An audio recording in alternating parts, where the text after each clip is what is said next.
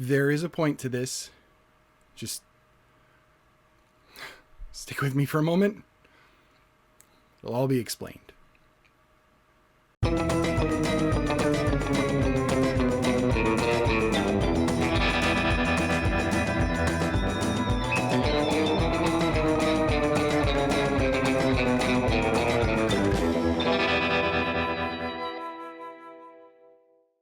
Greetings, friends and fellow aliens, and thank you for tuning in. It's what I'm sure is very confusing in the first few seconds of this video. There is a reason that I am in a giant Totoro onesie that's very warm, by the way. It's very warm. And that I have a painted nose and whiskers. I'm going to use this to illustrate INFJ rage mode, which really those two things together make absolutely no sense, but I'm going to put them together for you. So first things first, if you don't know what an INFJ is, please check out the link in the description. It is a personality test. They call it a personality test, but you guys know what I think about that.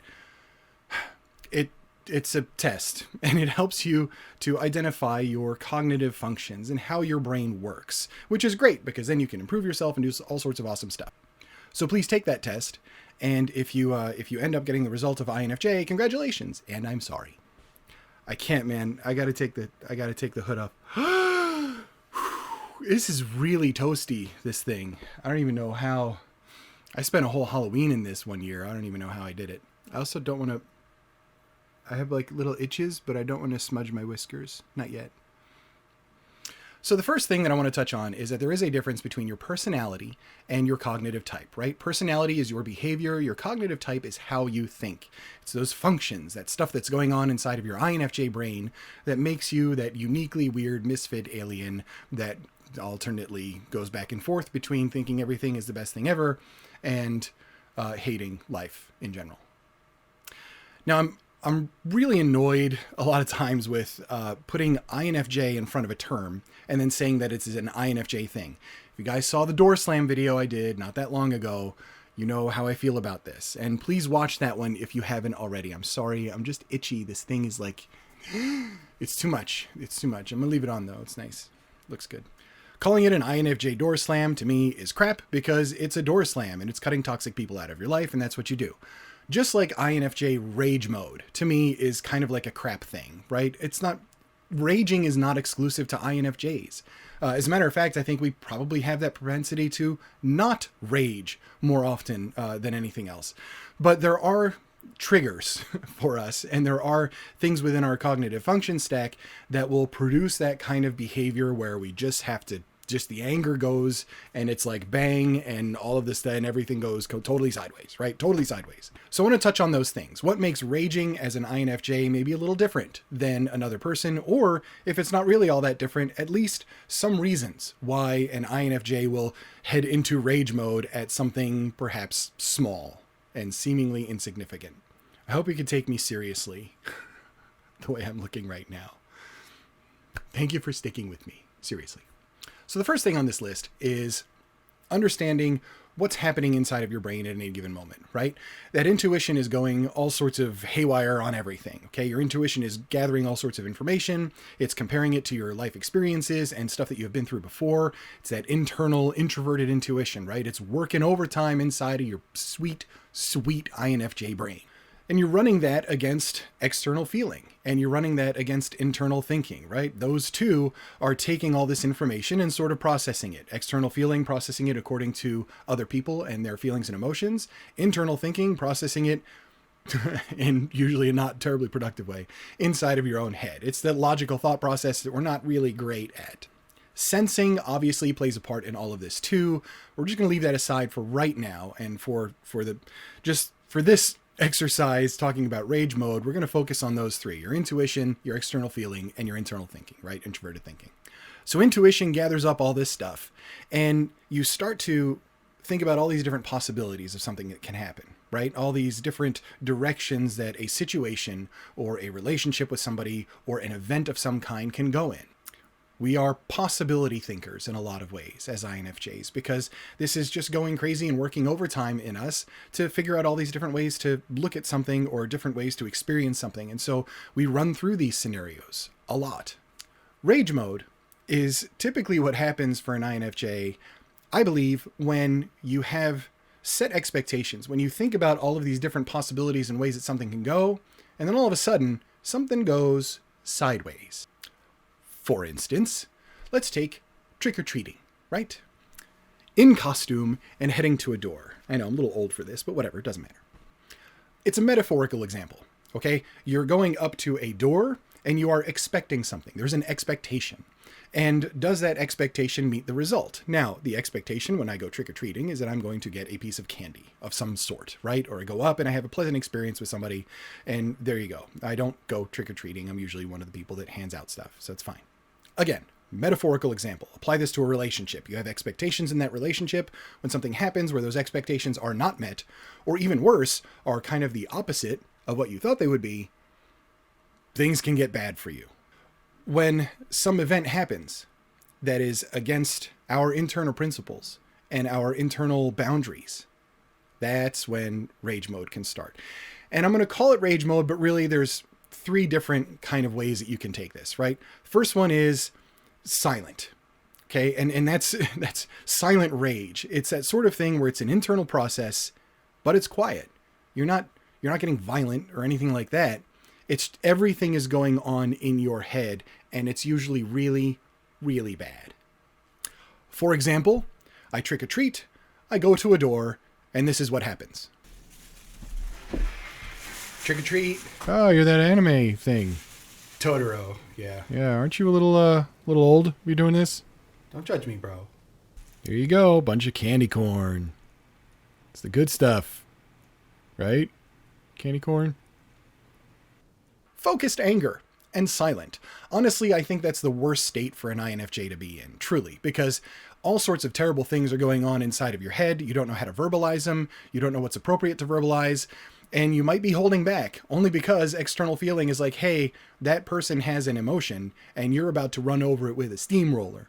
So that's kind of the silent rage, right? Slightly higher up on this scale is a different kind of rage. It's not quiet. It's not too much. And it's what happens to our heads when we have this expectation, we get very, very disappointed that this expectation does not happen, and then we lose it. Like this. I see how it is. Fine. Candy corn. Yeah, that's what I think about your candy corn. It's garbage. Straight up trash. People down the street handed out good stuff, not candy corn. They don't hand out their own garbage from their house. Great, tell you what, you know what's better than candy corn? Why don't you turn around and just take a shit in my bag? The kids down the street said you had the good candy here. That's why I came here. I dressed up in this stupid thing with this stuff on my face to come over here. Not get candy corn. Why would you give me something out of a dumpster? It's legitimately a confectionery nightmare. Like, you can't even eat this stuff. It doesn't get processed biologically inside of a human biological digestive system thing. Do you have something else? Like, how about pennies? You could hand out pennies and people would be happier. Give me a toothbrush, some floss, an apple, whatever. I'll even take a popcorn ball. Last on this list is full-on rage mode. This is where it was pushed too far. You've completely and totally lost it. Rational thinking is not even coming into the equation now, and you just go way, way overboard, and you snap. Like this. It's literally inedible. All right, so that happened. My house smells like gasoline right now, by the way. It's kind of gross. It's fine. I've never really operated a chainsaw inside of a domicile before. It was fun. It was good times. Good times. And really anything can set you off as an INFJ, right? Because like you have these things going on and it really is a comparison to your expectations and what you foresee as an event going completely bonkers some other direction that you did not anticipate and your intuition didn't anticipate. And so you start to challenge your intuition. That is going to make you all kinds of depressed. All right, this has got to come off again. Whew. All right. So the question is, how do we get around this? And really, you're going to rage, right? These moments of temper are going to happen for you. You want to make sure that you're not destructive as it's happening. Okay, so no chainsaw because candy corn happened. And there are ways to kind of soothe yourself.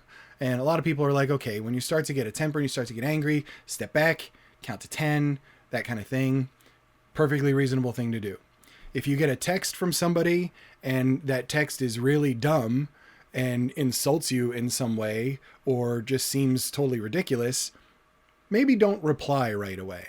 The other thing is to remember that one of our functions is sensing, right? Sensing is there for everybody. And so that external sensing is going to be you trying to cope with other things. So it might be binge eating. It might be just sitting on the sofa under a blanket and watching Netflix for like 40 straight hours, where you have to keep hitting the thing that says, yes, I'm still watching. And every time you do it, your soul dies a little more. My soul is dead. Or just like, whatever, I'm going to go get a dozen donuts and I'm going to eat all of those. And I don't care what happens afterwards, which is usually going to be really, really bad. And we'll get kind of frustrated. We'll go over details too much. And when something is slightly out of those details, we'll just lose our minds.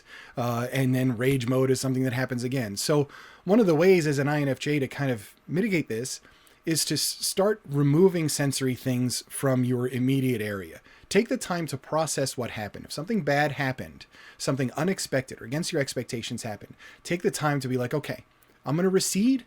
I'm going to figure this out. I don't want a radio and a TV going. I don't need people talking to me right now. I've got to sort of take my own time and take stock of what's in my head and process it. So eliminating those distractions, doing it in a room that's a little lower lit even, less noise, less commotion. Sit in your car by yourself and figure it out. Those things are okay to do. And yeah, you're kind of feeding into that thinking spiral and solo, sure, but you do need time to process something when it is directly against the expectations that you have. I saw a suggestion somewhere that also said, like, if you know an INFJ and you know that they're angry or they're upset, that you should give them a journal so they can write down what they're angry or upset about.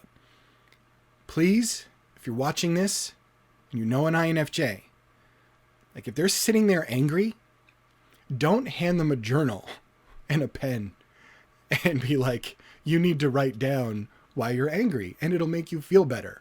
You know what would make me feel better when I'm raging? Taking that journal and shoving it up your butt. Twice. I don't want to hear that. I just want to be left alone to process and figure it out. And eventually we'll come out of that shell and we'll be like, okay, reason will take over, external feeling is going to happen, and we're going to be like, all right, this is why I'm upset. This is what got me, and this is why. And I just want to communicate, and I just want to try and explain my point of view here. And I think when we do things like that reasonably, it all tends to work out pretty well. So in closing here, look, rage mode is going to happen, all right? The temper is going to happen. You're going to hit that switch is going to go at some point because something is so against your principles. Somebody is being rude. Somebody is bullying. Somebody is knocking somebody else down that you want to take care of and nurture. And those things will hit you hard and you're going to want to react sometimes in an extreme way. Take the moment, in through the whiskered nose, out through the mouth. Relax, step back, rage in here just a little bit, but then try and hone in on exactly what is going on, how you need to process it, and how you can approach it in a constructive way. As always, thank you guys. I hope you really enjoyed this video. I certainly enjoyed making it, though my entire house smells like gasoline, which is kind of gross. I'm not really sure how I'm going to eat dinner now. I'm not eating candy corn, so that's good. If you'd like to discuss this video more, do so in the comments. Obviously, I try to bounce around there as much as I can, though I'm kind of leaning towards our Discord, and I'll put the link to that down in there somewhere. And you can come hang out on our Discord channel. We've got all sorts of INFJ talk going on, lots of writing talk, artists, creatives, selfies with pets. There's all sorts of cool stuff happening, and there's great people there. So come by and say hi and join up, and you're going to make some friends and some cool INFJ buddies in our own little home planet out there. Thank you all for watching. I appreciate you, and take care of yourselves. Be well, be healthy.